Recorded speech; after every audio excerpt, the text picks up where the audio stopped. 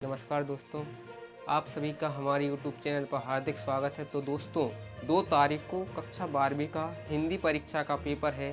तो बोर्ड से के हवाले से कुछ क्वेश्चन जो कि लीक हुए हैं, मैं आज आपको उन्हीं क्वेश्चनों के बारे में बताऊंगा। यदि बच्चों विश्वास मानिए, जिनने भी यह क्वेश्चन पढ़ लिए उनके 80 में से 70 नंबर तो बिल्कुल पक्के हैं कि आपको मिलेंगे ही मिलेंगे। और यदि भगवान की कृपा रही और आपकी किस्मत ने आपका साथ दिया तो आपको 80 में से 80 नंबर भी मिल सकते हैं। तो आइए शुरू करते हैं।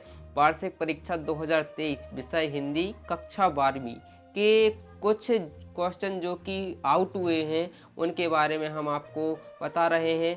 तो पहला प्रश्न है, प्रगतिवादी कविता की 2 विशेषताएं लिखिए। जी हाँ बच्चों, प्रगतिवादी कविता की 2 विशेषताएं लिखने के लिए आएंगी। आप इसको अच्छे से रीड कर लेना और इसका आंसर हम आपको वीडियो के अंत में बताएंगे और आप देखते जाइए। तो अगला प्रश्न है, शीतल वाणी में आग के होने का क्या अर्थ है? ये दूसरा प्रश्न है, शीतल वाणी में आग के होने का क्या अर्थ है?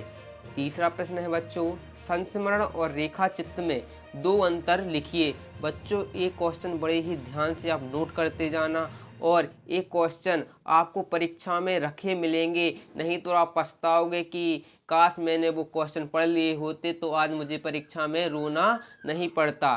तो अगला प्रश्न पे चलते हैं बिना किसी देरी के। अगला प्रश्न है, भक्तिन अपना वास्तविक नाम क्यों छुपाती थी?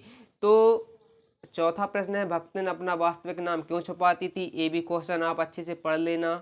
अगले प्रश्न पर देखते हैं, नाटक के तत्व लिखिए। जी हाँ बच्चों, नाटक के तत्व लिखने के लिए आएंगे। आप इसको अभी पढ़ लेना 1 घंटे के अंदर अंदर। यदि जिसने ये पढ़ लिए तो समझिए कि आपके 70 नंबर तो बिल्कुल पक्के हैं ही। अगले प्रश्न पर देखते हैं, 6वें प्रश्न पर आ चुके हैं हम। बैर क्रोध का अचार या मुरब्बा का भाव पल्लवन कीजिए। ये आपको भाव को व्यक्त करने के लिए आ सकता है कि बैर क्रोध का अचार या मुरब्बा, इसको भी आप देख लेना। अगला प्रश्न है, 7 नंबर का प्रश्न है, राजभाषा किसे कहते हैं? राजभाषा के बारे में पूछेंगे। 2 नंबर का प्रश्न आपके लिए परीक्षा में रखा मिलेगा।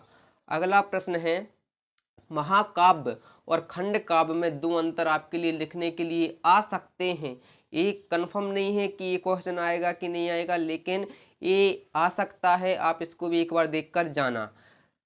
9वें नंबर का प्रश्न है जो कि आपको हो सकता है रखा मिले ही, हास्य रस की परिभाषा उदाहरण सहित। ये मैंने आपको पुराने वीडियो में करवाया है, आप इसको चाहे तो देख सकते हैं। हिंदी की प्लेलिस्ट में जाकर आपको इसके बारे में मिल जाएगा।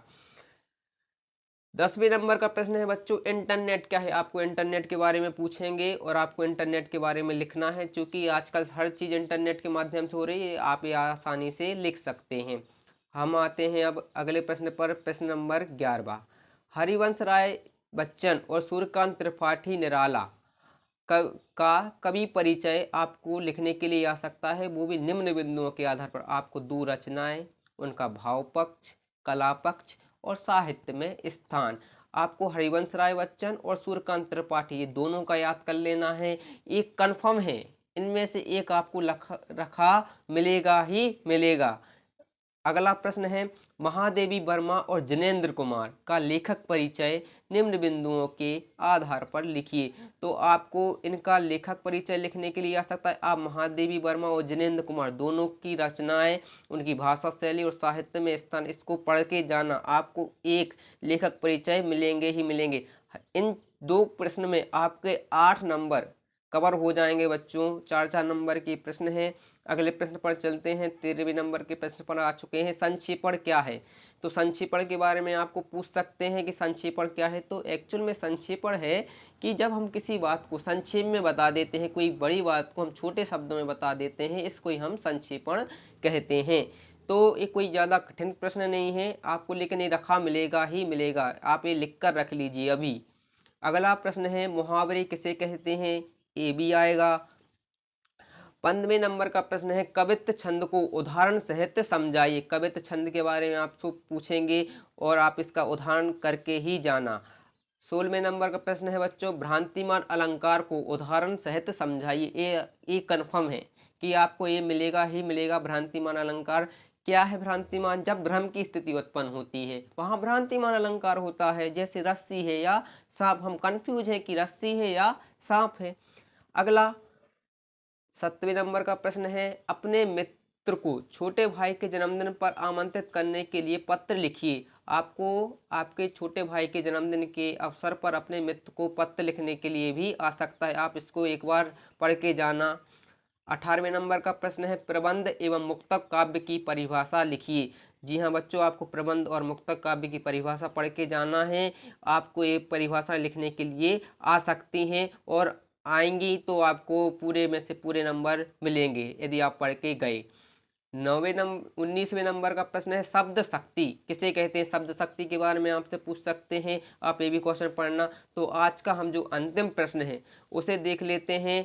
इसके आखिरी प्रश्न है, संदेह अलंकार की परिभाषा एवं उदाहरण को लिखिए। संदेह अलंकार की परिभाषा और उदाहरण आपके लिए आ सकता है और हो सकता है आ ही जाए।